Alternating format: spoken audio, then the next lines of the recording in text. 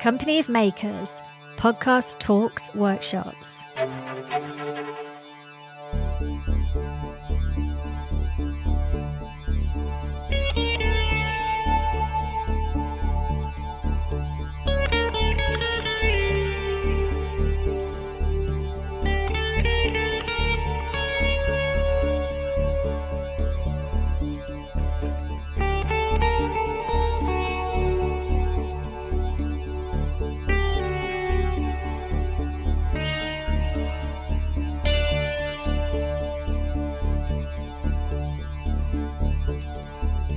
Marking the 10th anniversary of the end of combat operations in Afghanistan and 3 years since the evacuation of Kabul. This series brings us personal accounts of those who were there. Just over 150,000 UK Armed Forces personnel served in Afghanistan. These true life experiences have been difficult to talk about. They tackle challenging issues and may be emotionally difficult to hear. If you feel you may be sensitive to this, you may prefer not to listen.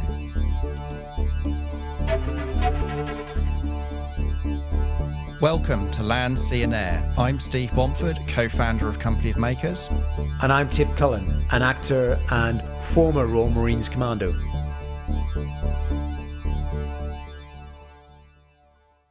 On this episode, our guest is Sir Laurie Bristow, the last ambassador of Kabul. Which is a first for the Company of Makers, and I don't think we'll be able to stretch further up the pecking order other than the last ambassador in Afghanistan. Probably not, but it won't stop us trying. I concur. Maybe someday. Let's hear what he had to say.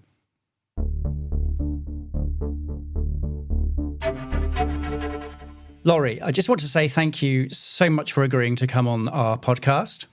My pleasure. And of course, the reason we're talking about this is because you were the last British ambassador in Afghanistan and you have written a book, Kabul Final Call, the inside story of the withdrawal from Afghanistan in August 21. And you described it as, when we first spoke, as a little bit dry. And I've just said to you before we hit the record button, I think you're underselling it massively. I thought if this isn't made into a film, I'd be quite surprised, if I'm honest. Well, yeah. Of course, it was made into a film. The trouble is that the people in the film are real people actually doing it. And one of the things that, of course, I think most of us have seen was the incredible work done by the military communications team in Kabul. Jimmy Langan and Ben Shred, whose job was to document what was happening and to tell the public that story, through the pictures and the film. And I think they've done a fantastic job, actually. And I think it's quite interesting through the story about how you're interrupted, dare I say, because there's a request to do a video to update the general public of what's actually going on in Afghanistan in what are clearly quite trying times. But what I'd like to start with, before we get into the book itself, is I don't know if it's normal for a former ambassador to write books like this. I don't think there's been many circumstances that are the same. But why did you feel the need to write the book? What was your thinking there? So some of my former colleagues have written books. The one that was most in my mind when writing this was Jeremy Greenstock's book on what happened in Iraq after the invasion there. So I worked briefly at the beginning of that invasion on the post-conflict planning. And of course, Jeremy's book is a forensic discussion of what went wrong and why. So when I was thinking about writing this book, first of all, when I got back from Kabul, a friend who was a publisher called me up and said, look, can I have first refusal? And my first answer was, yes, you can, but I'm not going to write it. And his name was Iraj Bagazadi. He was a publisher who was a specialist on the Middle East and South Asia. Unfortunately, he died a bit after that. But then he sat me down and explained why I had to. And there were a couple of things really that I think will be of interest to the listeners there. One, of course, is trying to make sense of what actually happened. We all lived through this at the time. And as I think many of your listeners will know, there are situations where, you have enough information, but you don't actually know quite a lot of what's happening. The other was to just to explain what it was like. So those two things, what was it like and why did it happen? Iraj's point to me is that there is nobody better placed to write all this down than you, because you were sitting at the the centre of the political discussions, the advice to ministers back in London, meeting with the political leadership in Afghanistan. And then, of course, there on the ground as things fell to pieces and the military-led evacuation started. So can you, this might be a faintly ridiculous question, but can you summarise the sort of the book itself? Because we're not going to have time to go into detail. It's done in the form of a diary, of course, which I think is a great way of doing it. And also what the thing that really struck me is the very short timeline this all happened on. I think even in terms of a book, it feels like it's only a very short period of time. So can you talk me through the book in terms of the points that you think, are the most important that we all need to know about? Well, as you say, time moves fast in these situations. And the heart of it, of course, is my diary reconstructed from notes that I kept at the time. And then, of course, trying to work out afterwards how the pieces fit together and to give a sense of the timeline there. So I arrived in Kabul in the middle of June 2021. And by the end of August, it was all over. The government had fallen. The evacuation had been completed. We were on planes out of Kabul airport. Running alongside that, there's a much slower timeline, which goes back to two dates. One is, of course, 2001, the attacks on the United States on 9/11, 2001, the things that took us into Afghanistan in the first place, the US-led military operation to overthrow the Taliban, to go after al-Qaeda and the al-Qaeda leadership. And then, the 20-year campaign to build a state and the things that a state relies on, a military, security forces, and so on. And another timeline, which goes back to the beginning of 2020. So in February 2020, the Trump administration signed a deal with the Taliban. And what that deal said is that all foreign forces will leave within 14 months, meaning by the middle of 2021. So what you've got there is a very fast timeline overlaid with the effects of the Trump deal with the Taliban, but of course going back over what we were trying to achieve, what we thought we were trying to achieve over those 2 decades. And the last part of the book is some reflections on why it all happened. I mean, this is the thing that I kept coming back to when I was thinking about it and then writing it. How was it that we invested so many lives, so much money, so much political capital, and the results were so lamentable? I must admit, coming back to the Doha Agreement, which is what you're referring to, isn't it, that Trump signed with the Taliban, I think, like most of us back home whilst all this was happening, we had little comprehension of the importance of that and, more importantly, I guess, the consequences, could you explain the consequences of that agreement for what happened next? Sure. Well, what the agreement says, in summary, as I said, is that all foreign forces, US-led foreign forces, would leave Afghanistan within 14 months. What the Taliban signed up to as part of that agreement was to reduce the level of violence and to stop attacking coalition forces, not, of course, Afghan forces themselves, but also to enter into political negotiations with the Afghan government, the so-called intra-Afghan negotiations. What the agreement didn't say was that the military withdrawal would be dependent on completion of those negotiations or a political deal. And of course, the other element in this was that the government of Afghanistan, the government that we were there to support, wasn't party to that deal. They were required to release 5,000 Taliban prisoners up front, and you all know where those prisoners went. They went straight back onto the battlefield. But the effect of all of this was to do a number of things. One was to set in train the final withdrawal of US-led NATO forces, coalition forces, on a timetable, but with essentially no hard conditionality on the Taliban. The Taliban did what they would do, we should have known they would have done, that's certainly what I would have done. They slow-rolled the negotiations. They went through the motions of negotiating, but they never got into the substance. They had no intention of getting into the substance. What they also did in parallel, of course, was redouble their military action to try to force the overthrow of the government. So that was happening in parallel with our forces withdrawing from Afghanistan. And the effect of all of that, in my view, was to really pull the rug out, actually, from underneath the Afghan government and Afghan armed forces. There were lots of things that could be said to criticize that government, and in some respect, those armed forces as well. But the the bottom line is that they were required to comply with a deal that they hadn't been part of. Which is a very strange situation to find yourself in, to put it mildly, isn't it? So prior to Afghanistan, you were ambassador in Moscow, I believe, and you would have obviously been aware of the Doha Agreement. Given that it was volunteers only, I believe, you volunteered for this posting.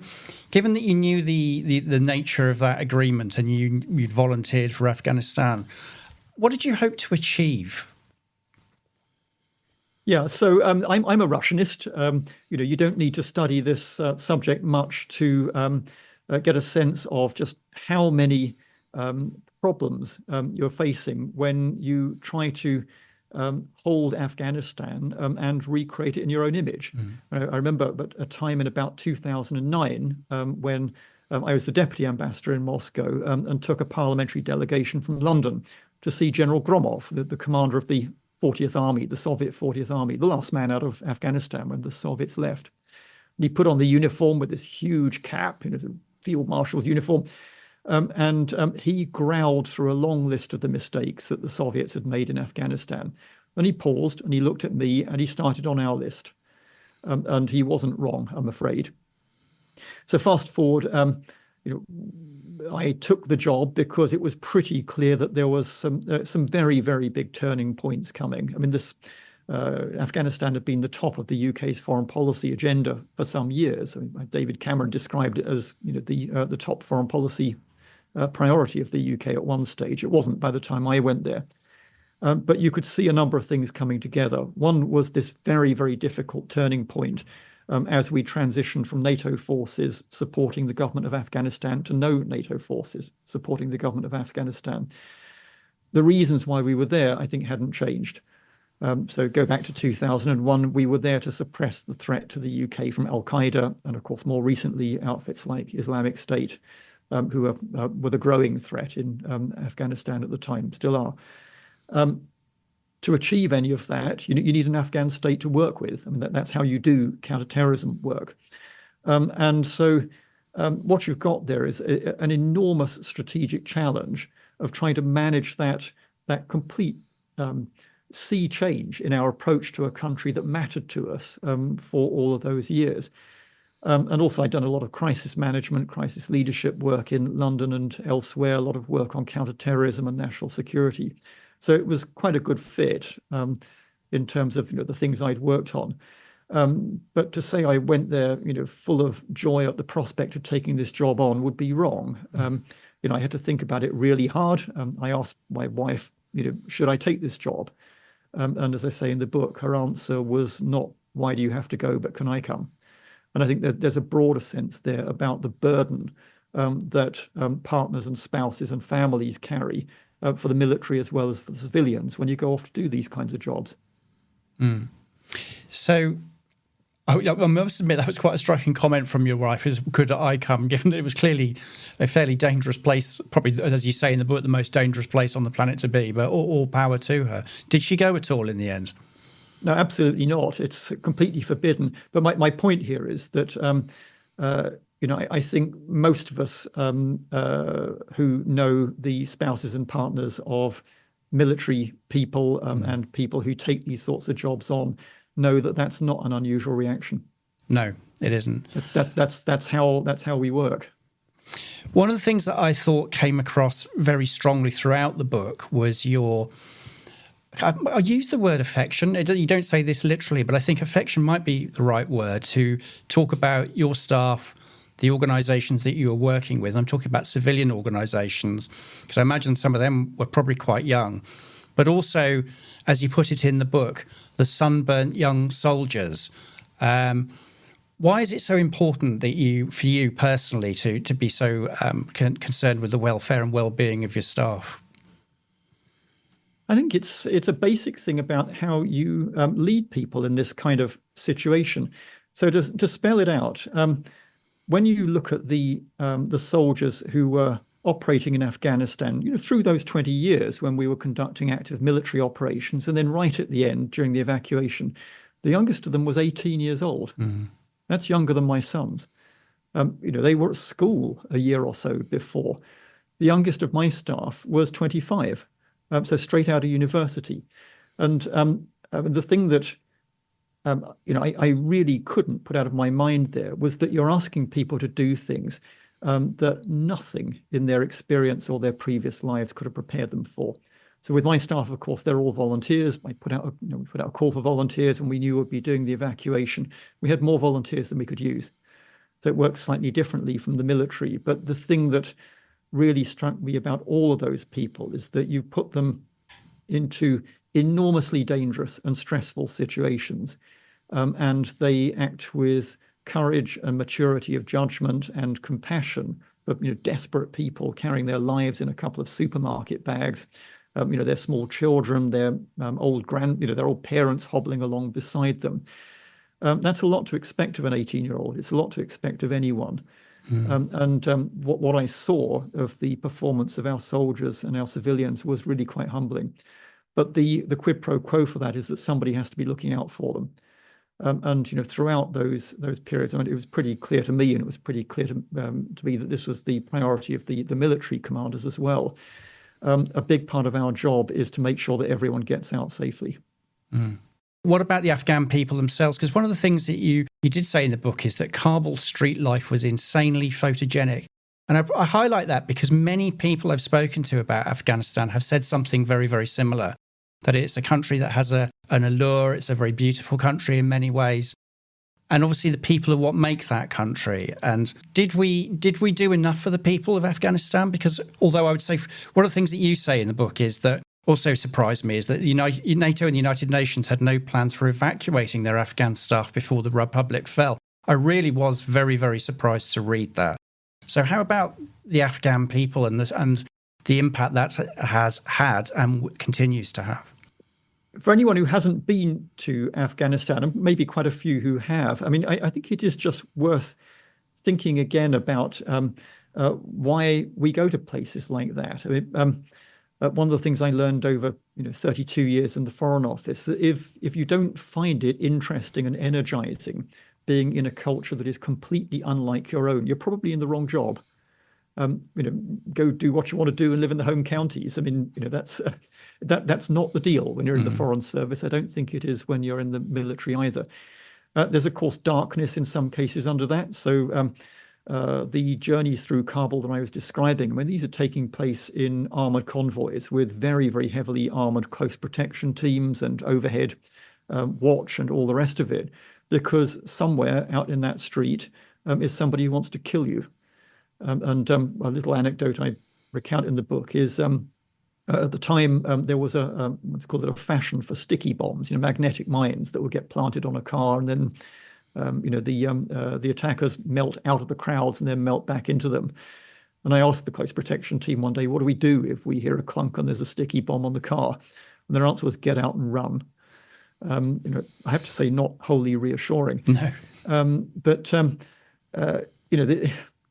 One of the things that struck me again and again was that you had these kind of parallel universes that would touch and maybe conflict and then move apart again. So the foreign presence, us, an ambassador driving around in an armored convoy. And there was one little scene I saw late one night, coming back from a meeting with a senior member of the government outside the green zone, where there were a couple of little boys. They must have been about 8 years old, in traditional dress, standing by the side of a roundabout by the road, counting out banknotes. I have no idea what business they've been involved in, but it was just so solemn and so beyond their years. And those are the little things that sort of stick with you over time. Given that the evacuation was imminent, we had a date for it in the Doha Agreement, and we were obviously making preparations to get out as many people as we could, subject to all the various conditions that were outlined by London.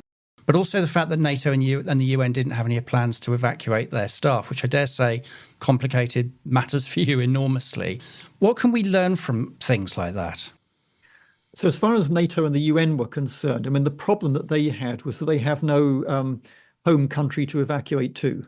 Right. So NATO is an international organization. The UN, basically all recognized countries are members of the UN, and their Afghan staff work for those organizations. But what they didn't have was a sort of back home to take people to. So they had to put together arrangements as they could to take out the people who needed to be withdrawn from Afghanistan, and that was very difficult for them.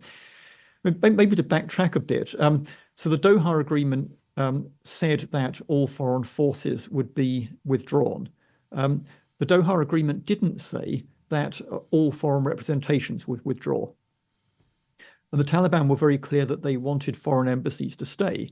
We were very clear that we wanted to stay. And my direction from the government in London was to keep that embassy open for as long as we could and as effectively as we could, because of the reasons that had taken us there in the first place. So this enormous, very complex, incredibly expensive embassy, at the heart of which were 2 or 3 core tasks. One was working with the government to suppress the threat to the UK. It was a big national security mission there for obvious reasons. Another was to support the government itself, the government that we'd helped create over the last 20 years, and also to deliver through that government, mostly through that government, our largest bilateral aid and development program in the world. So bear in mind that throughout all of those 20 years, going back beyond the period of our intervention, this is still one of the poorest and most conflict-ridden countries in the world. So you've got a number of tools there to do that. What we were trying to do also in parallel with that was contingency planning. So the intention was to stay, that was my direction, but we also had to plan for what would happen if the wheels fell off. And to come back to the heart of your question here, what you're trying to do is run an embassy to deliver results in those top priorities, but be ready to leave very, very fast if the time comes. So quite a lot of what we were doing was trying to make sure our scenario planning was right.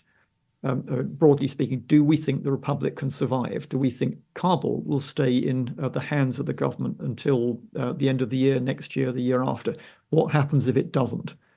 And increasingly through that year, through 2021, there were several things going on in parallel. One was the huge logistic operation of the military withdrawal, which was still taking place as I was leaving. In parallel with that, us trying to put in place guarding, life support, all of the things that would enable this huge embassy to continue functioning after the military had gone. And in parallel with that, the military contingency planning, what if this all goes bad? And bear in mind that this is a town in the middle of Central Asia. You haven't got many options if you need to get people out in a hurry.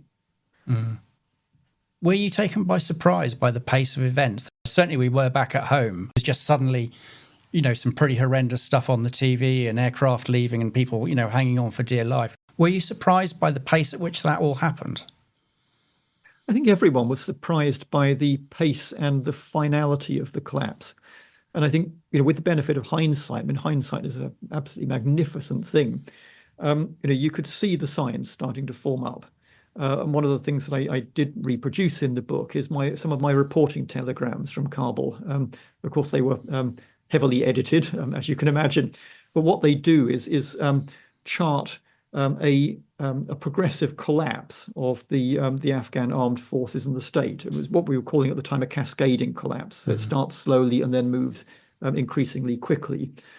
And some of the reasons for that, of course, were that the Taliban had conducted their military operation very effectively, frankly. They'd closed off all the main roads. They'd closed off the land borders one by one. They hadn't started going for the main cities. And when they did, the first of the provincial capitals to fall to the Taliban was Orange on the Iranian border. So that fell to the Taliban on the 6th of August, 2021. All of the rest of the cities, including Kabul, fell in the following 9 days. That was the speed of the collapse. And of course, what that meant for us in the embassy was, you're getting very, very rapidly to a situation where you've got to leave. The embassy has to close. That's the decision made for you. But you've got very, very little time in which to close this enormous embassy. The evacuation plan for that embassy was supposed to take about a week. It came down to 9 hours in the end. What then happened was that we fell back as we'd planned to Taipan, a small military base that the UK had on the airfield, right next to the runway. Literally, you go out of the steel gate on airside, and you are on the taxiway. It's a pretty good place to be if you need to leave in a hurry.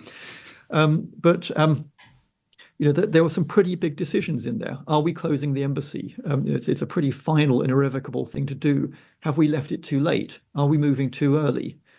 How many people should we keep back in Kabul airport? To do what? Are they safe? Have we got enough soldiers to hold the airport? And of course, the answer, it turned out in the initial days, was no. Mm. And that required more troops returning, didn't it, to secure the base? And then I think from the sort of general population, I would imagine there was almost a panic to get to the airport, because that clearly was absolutely the last opportunity to get out at that particular moment. So panic doesn't even begin to cover it. To run through the timeline a bit, it was clear by about the 12th, 13th of August that the situation was becoming untenable, in the sense that the armed forces were collapsing very, very quickly. I mean, with that cascading collapse I described. So decisions were taken in Washington and London to start moving troops back into Kabul airport in case we needed to run an evacuation. Of course, those troops, or our troops, had only just finished withdrawing, so you're running them back in again. That inflow was still happening on the 15th of August, when we started the day with President Ghani behind his desk, broadcasting to the nation, pulling levers that weren't attached to anything. Mid-afternoon that day, I started getting messages in saying that there are helicopters outside the ARG, the presidential palace. And then I think it was roughly 2:30, a message came through saying President Ghani's gone. He's left the country. Then a few hours later, you got the Taliban, behind that desk that Ghani was sitting at, taking their selfies. And at this point, that whole 20-year campaign is definitively over. But by that stage, we were still bringing the soldiers in. So the US had deployed several thousand soldiers to the region. They were still bringing in more. We had deployed 16 Air Assault Brigade, but by the 15th, there were not enough soldiers to control the airport. And what you then, as you described, saw was large numbers of Afghans, as you say, panicking. It all becomes suddenly very, very real. The government has collapsed. The Taliban are back in charge. I want to get out.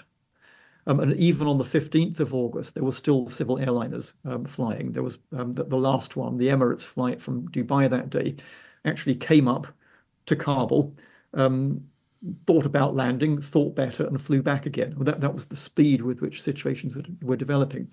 But then what you've got is the whole of Kabul overrun with desperate people, refugees who come in from the countryside looking for a way out, and pretty much large numbers of those people turning up at the airport trying to get on any plane, a plane anywhere, as you or I would. And then, of course, what happened over the next 24 hours was it became impossible to keep control of the airfield perimeter or the terminal buildings. And then you had those pictures that you've seen of large crowds of people running across the runways, running across the taxiways, holding onto the side of an aeroplane.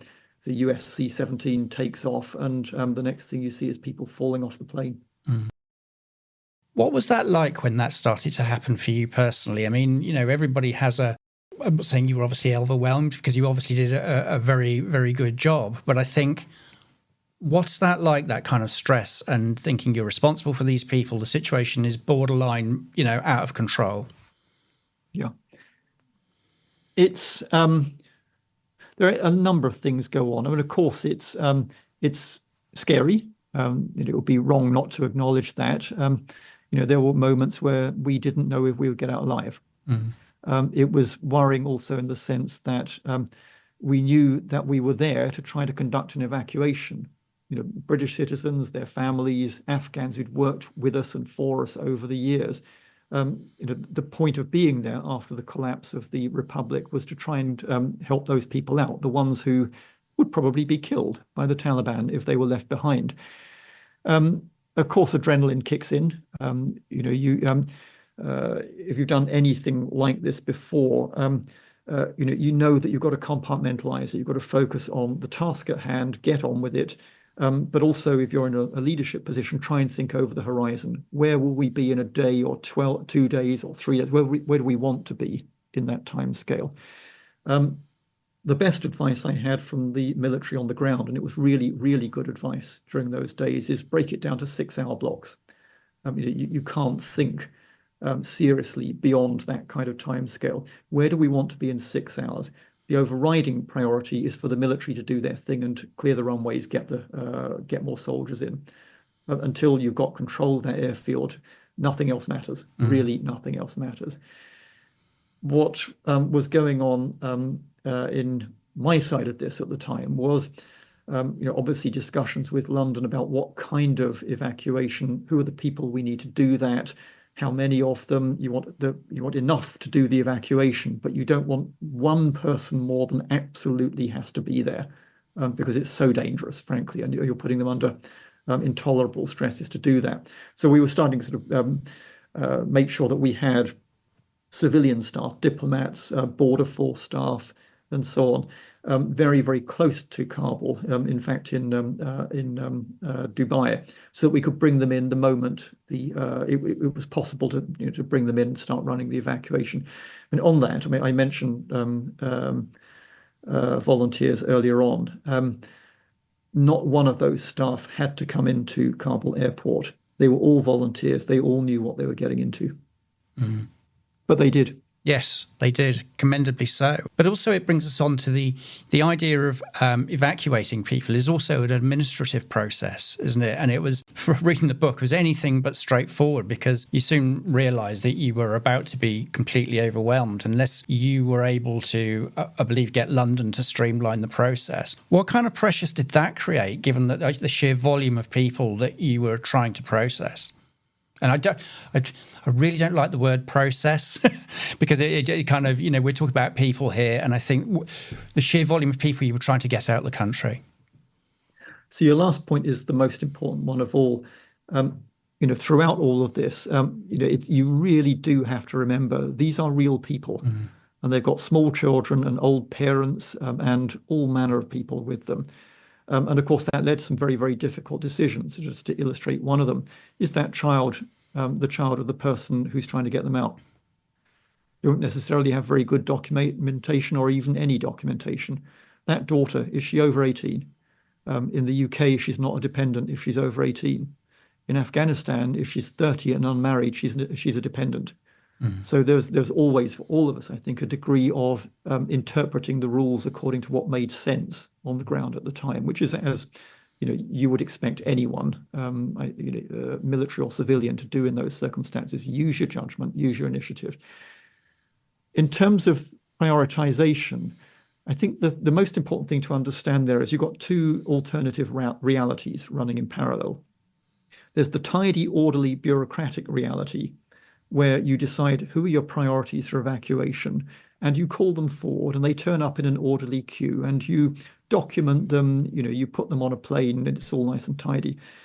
In reality, what you've got, every morning before going into the conference call with the Prime Minister and senior ministers, I would go over to the Baron Hotel and either out into the street, if I could, or at least up onto the wall to get a sense of what was going on outside. I struggle to find the words to describe it. What you've got outside the Baron Gate is miles and miles and miles of desperate people. Among those desperate people, there are certainly Taliban.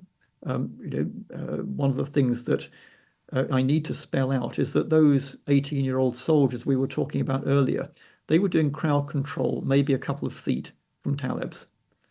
And you think of the extreme restraint that you need to operate effectively in those circumstances, where in a slightly different scenario, they'll be shooting at each other. But it never, fortunately, came to that. And some of those soldiers may have lost comrades to the Taliban, of course. Exactly. So it was this very, very uneasy truce. And may become a bit later to how the atmosphere changed over time as well. What you've got going on in that crowd is vast numbers of people trying just to get on any plane that will take them. You've got extreme violence going on in there. You've got very violent people. You've got children, old people being trampled in the crush. There were dead children being pulled out of those crowds. You've got extreme heat. It's at the middle of a COVID wave. there's any number of things that you would not want to be involved in, and we got all of them basically at the same time. And somehow, from that enormous crowd of people, you've got to find, identify, pull out the people who qualify for evacuation. So either they're a British passport holder, or they're the family of a British passport holder, or they fit one of the categories under the Afghan Resettlement and Assistance Program of the people that we've decided as a government, as a country, that we need to resettle. There's nothing tidy about it at all. Mm. And again, I think it's just worth pausing here on the frankly incredible job that the military on those gates working those crowds did, the civilians working alongside them did, and the fact that we got out over 15,000 people. But undoubtedly, there were of course people left behind who we should have got out, needed to get out, wanted to. We were never going to finish that job in the time available. There may well have been some people who had less of an argument for being evacuated than others who weren't. That's, I'm afraid, the nature of the situation. But the thing I come back to again and again is it's something that one of the military commanders said to me right at the beginning of the evacuation about his soldiers. We train these young men and women for combat. This is harder. Mm.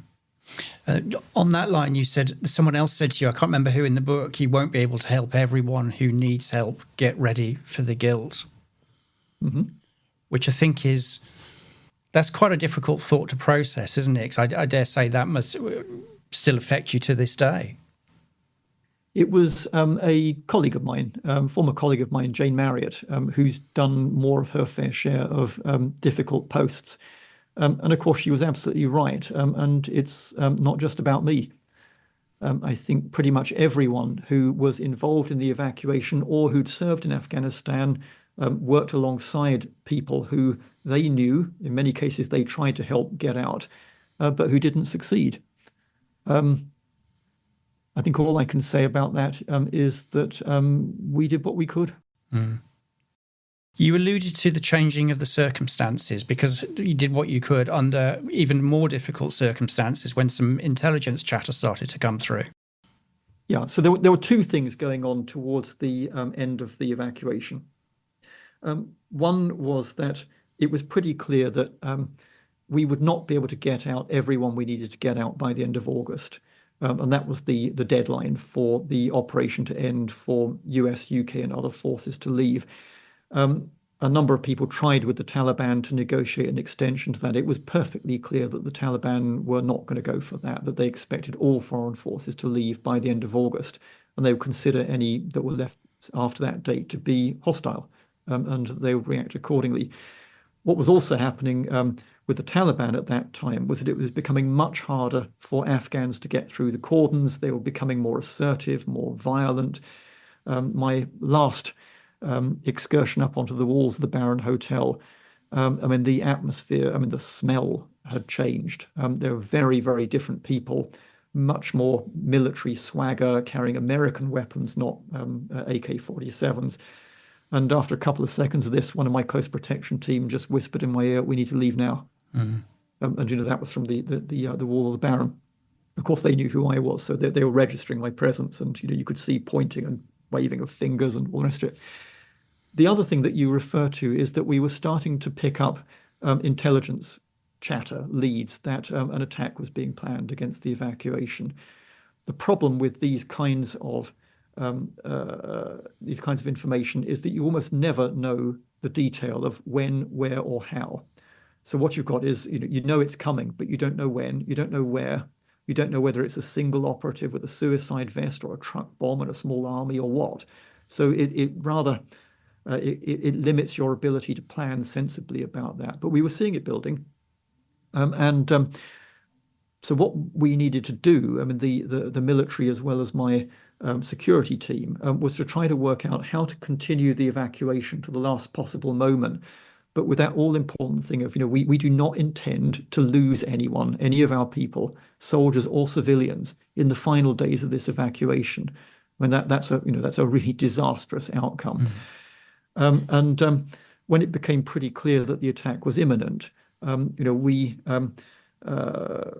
essentially closed down the operation in the Barren, moved the civilian staff onto the airfield to a safer fallback location. Safe, these words are all relative, but to a fallback location, and the military hunkered down in the Barren. Of course, the attack then happened. It was a lone suicide bomber at the Abbey Gate, so one of the entrances to the American system, a couple of 100 meters from the entrance to the Barren Hotel. And it was one of 2 or 3 occasions where, if things had gone just slightly differently, slightly different location, slightly different timing, we would have lost people. As it was, that attack killed about 170 Afghans and 13 US servicemen and women. And probably the saddest job I've ever had to do was attending the ramp ceremony the following morning. I mean, for sure, a lot of people on this podcast have done a ramp ceremony. They're awful. And this attack wasn't conducted by the Taliban, was it? Nope. It was conducted by Islamic State. It was an attack on the evacuation, an attack on international forces, an attack on the Taliban themselves. But the net result is the same. It's innocent people being killed pointlessly. Yeah, I can't imagine what that was like. And but I'm going to ask you what it was like. What impact did that have upon the operation, or perhaps more the staff themselves, or was that they were so focused on the task in hand they just carried on? Yeah, I can't really speak for the military because their training is different from ours.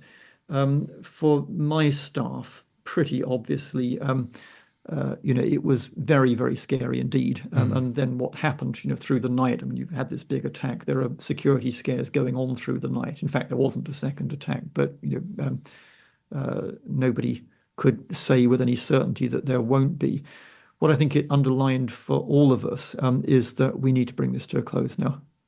The risks are now so intolerable, and our ability to bring in Afghans through the cordons is now so constrained that the time has come to close this down.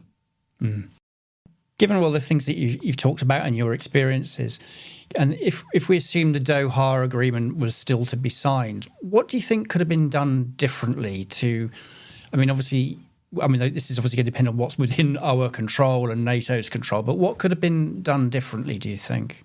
So the Doha Agreement itself was, and I've described it before and I'll say it again, as a diplomatic deal, a pretty good contender for the title of worst deal in history. It just removes all of your leverage over people that you need to do something. And of course, it's pretty clear why Mr. Trump did that. He wanted to go into the 2020 election as the man who brought to an end America's longest war. I mean, that's what he was trying to do. The bigger picture, though, here is absolutely crucial. So we've been there for 20 years. We've been in Afghanistan for 20 years. It had become one of those problems where in my view at least, the presence of the military forces was as big a problem as their absence. You got political problems, societal problems that can't actually be solved by the application of military force, and in some cases may actually be made worse by the application of military force. So one of the effects of having this, at the height of the Obama surge, 130,000 foreign troops conducting counterinsurgency operations in Afghanistan, is that's a really difficult situation in which to build a legitimate Afghan government that is able to command the support of most of the people. I think what this comes down to in my mind is that nowhere in that 20 years had we created the conditions for a safe military withdrawal. Partly because at the beginning it was essentially impossible to contemplate doing a deal with the Taliban. The Taliban, of course, had a view on that. They're Afghans. In not many years after the overthrow of the Taliban, they were back in an insurgency war. It's very, very easy to say. It's much harder to see how you would achieve that. But this is what diplomacy is for. It's about doing good enough deals with people who don't like you and don't agree with you, and in some cases want to kill you. To enable you to get to a situation where the deal is better for all concerned than continuing to fight. That's the problem that we never cracked. Getting to that point where doing the deal is better for everyone than fighting on. by the time the Doha deal came around, I think the circumstances had reached the point where it was pretty clear to everyone that successive American presidents, just really wanted this to come to an end. That they wanted to basically get to an end of that military campaign. It wasn't unique to Trump. Biden as well was saying in his speeches as president, America's priorities have changed. He wasn't wrong. They had changed. There are much, much more important, bigger, acute problems facing the US. But that doesn't mean that you can safely withdraw the military and hope for the best. And of course, what's come out since is that a number of very, very senior American generals have said publicly what we were saying at the time, which is just press pause. Removing all of the soldiers on this timetable is a shortcut to disaster. You need to pause this. You need to restabilize the situation. And then you're probably back in more deal making with the Taliban, accepting that they're not going to be happy with that. You may well have to fight them. But at the end of the day, what you're looking for is the Taliban to be motivated to do a deal. And we're not there. Mm.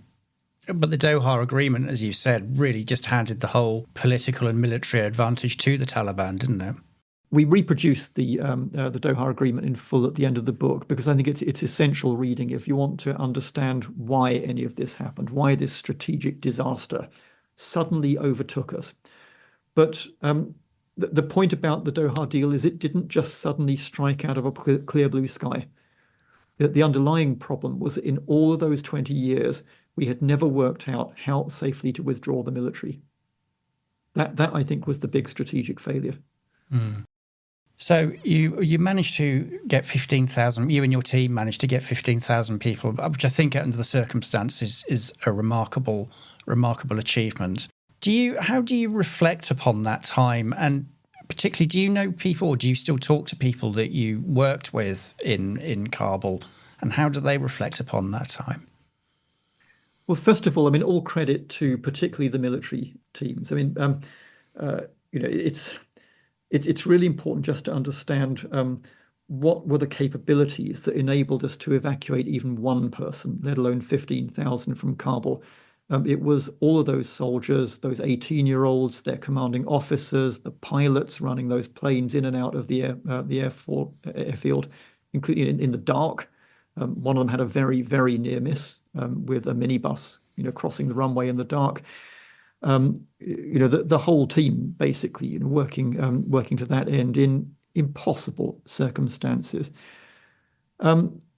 I'm still in touch with a number of the military and with the civilian staff who were all there.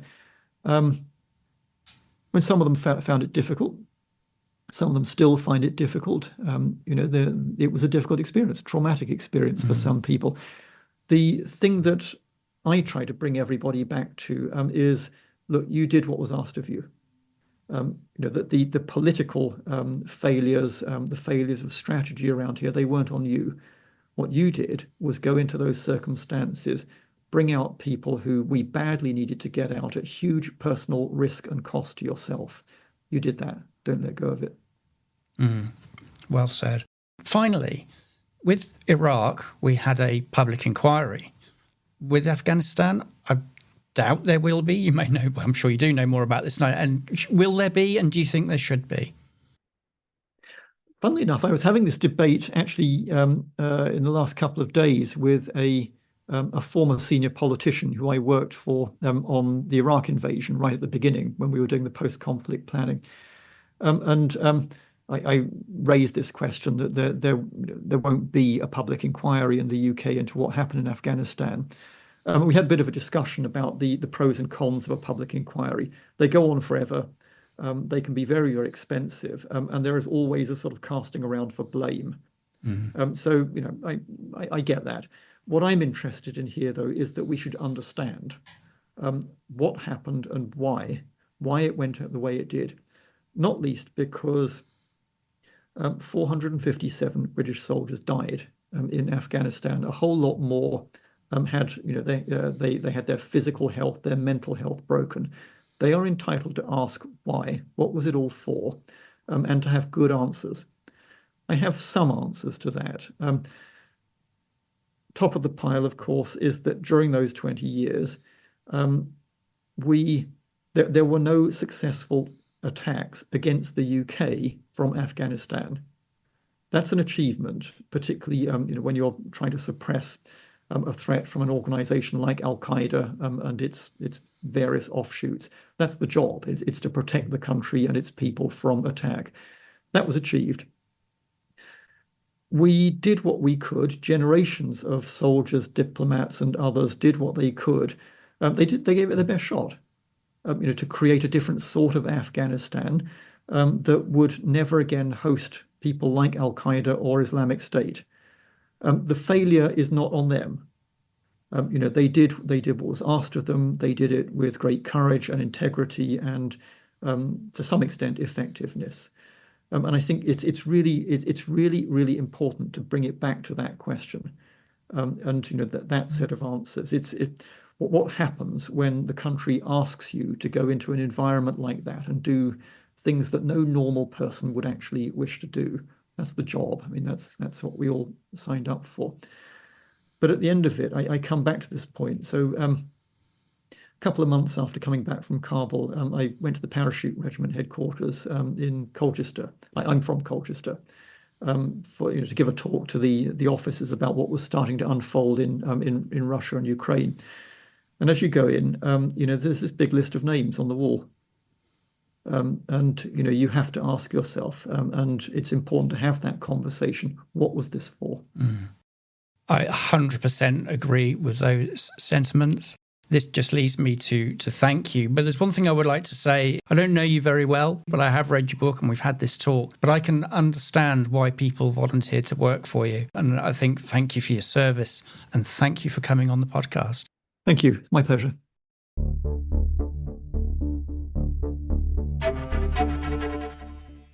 Well, Tip, that was quite an insight into the challenges of the last few weeks of Kabul. Yeah, I mean, the story and the responsibility that Sir Laurie held, and in that short period from June through to August 21, is quite remarkable, really. I mean, life-changing doesn't really cover it, does it? Yeah, I mean, at the start of it, Sir Laurie said, this might be a little bit dry. It's not as good as a documentary. And I understand the documentary was incredible. It was really well shot, but it was meticulous, and it made the sacrifices that our service people did to help people at that moment in time through that crisis, especially right up to the airport. It shone a light on how every single person were responsible and done their duty, and they've got to be applauded and respected massively for that. Absolutely, and some incredibly young people as well. That's the thing that really struck me. Yeah, they completely tuned in. They'd done their duty. They'd done what was expected. They were proactive. They thought out of the box, and the compassion they showed is what I hold dear to being a veteran. And the result was over 15,000 people evacuated. Whilst there could always have been more. That is a monumental amount of people, isn't it? Yeah, and a few of our guests have mentioned the 21 and what happened afterwards, as in 2021, and what the whole evacuation and how things could have been done better. But it's still an achievement, and we've got to take our hat off and show respect to the people that managed to do that, the people on the ground. Saving so many lives, I think, as well, given the incoming Taliban government, if we can call it that. Yeah, I mean, and like I say, I think I remember seeing the documentary, and Sir Laurie mentioned, different communication at different levels. We don't know if there was a deal done or if there was a deal done to stop, what could have been, a massacre. Could have been, on one of the worst massacres that we historically have shown in Afghanistan. But I remember seeing particularly one of the sergeant majors and them looking towards the Taliban, thinking 2 minutes ago we were fighting them. I can see it in their eyes, and for them to sort of have that restraint and still be compassionate was incredible. Yeah, I can't imagine how difficult that was. But also, when the suicide bomber launched his or her attack, it could have been either side of the canal, apparently, couldn't it? It was pretty much a roll of the dice as to whether it was US Marines or British service personnel as well. No, completely. It's either luck or not luck, but like I say, when you don't know what's in the mindset of a suicide bomber, what state man they're when they're deciding it, to press that clacker and do what they're going to do. I can't even think, what puts you in that mindset, but it does happen and it's prevalent even today. What do you think the impact will be of Laurie's story here on the wider veteran community? Do you think it will help matters to explain things, or? I think every veteran and everyone that had served in Afghanistan were impacted or felt what happened in 2021 is with great sadness. I mean, it's one of those moments watching those people falling off the C-17s and the nightmare that existed in Kabul at the time. My heart just sunk because of the people we'd lost, the sacrifices and treasure, and all those families that have lost people are still dealing with, the troubles, and the veterans that are still, dealing with their own mental troubles since the operation. I think that's the whole point of the podcast, is to explore that, isn't it? Because there's two sides to every coin, and I think some of the things are obviously very tragic, but there are also positives that we will talk about, in other episodes. Yeah, I mean, the positives always seem to be down to the people operating on the ground. The quality, the resilience, their robustness in the face of death, day in, day out. And in this scenario, or the episodes that happened in Kabul on 2021, it's beyond comprehension. I think, and because we've seen it happen, if we hadn't have done that, we couldn't believe that something like this would happen in our lifetimes. But it did happen, and the positives are our people. The sadness is which I feel now. The sadness is everything we committed and what we believe we were doing was better in the lives of Afghan people. And I still believe that to the day. And hopefully a few of our other guests will prove that that is true. We did change people's lives. They did have positivity, and they had a future to look forward to. Whereas now they don't have a future. And there's a certain guilt in that we let them down. And as a service person and, a veteran who served, in Afghanistan, I personally knew we were in for the long game. I knew this could be generational, that, my kids, my grandkids maybe would be serving in Afghanistan, because we knew we had to sort of help these people to, be robust, to hold their culture and take their culture forward, because they weren't allowed to be, they haven't been allowed to do that for decades. And when the fall of Kabul happened, to see that on the TV and to see that all those people, not only the friends we lost, but the people in Afghanistan who really just thought, that's it, it's all over. And for the young people that were aspiring to have all these, freedoms, it was just snatched away. And are we to blame for that? I don't know. No, I don't know. And I'm not sure we'll be able to answer that question, but I think you're right. I can understand why you feel the way you do. It makes perfect sense. Yeah, I mean, all veterans will probably feel the same. And I do think that, our talks throughout these podcasts, they will help people get through what experiences we felt after 2021. Well, I would be delighted if that were the case, but I think also, I think it's important that we talk about this, isn't it? I think that's the whole point of the podcast, is that otherwise it's very easy for things like this to be swept under the carpet, sadly.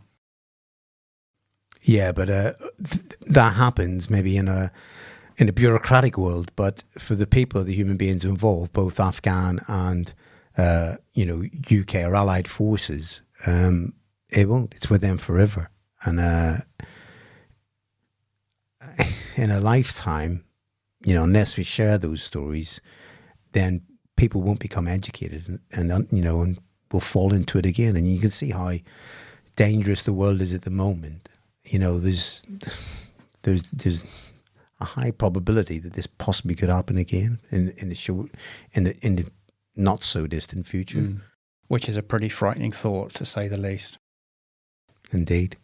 Tip, I just wanted to say thank you for that reflection. I know this is not easy for any of our listeners or for yourself to talk about these things and the way things ended, but I think you're right in what you say. We need to focus on the positives, and I think, again, you're right, the people. Yeah, it is, and it always will be in my case. We went there deployed as service people and done our job to the best that we could do, and we were professionals. And I think we have to hold on to that dear, and obviously remember those people that didn't make it back, and those Afghan people that have an uncertain future. I agree. Thank you very much.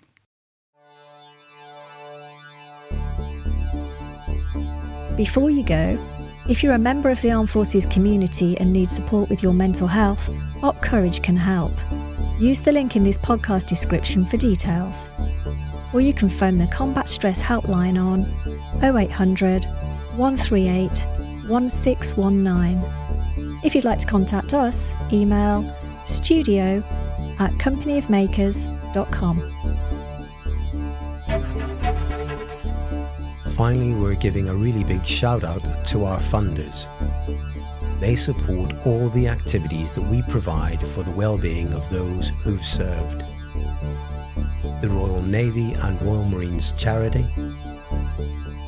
Greenwich Hospital, Arts Council England, and the Armed Forces Covenant Fund Trust. Thank you. This podcast was produced by Rachel Owen, hosted by Tip Cullen and me, recorded and edited by yours truly. Company of Makers, podcast talks, workshops.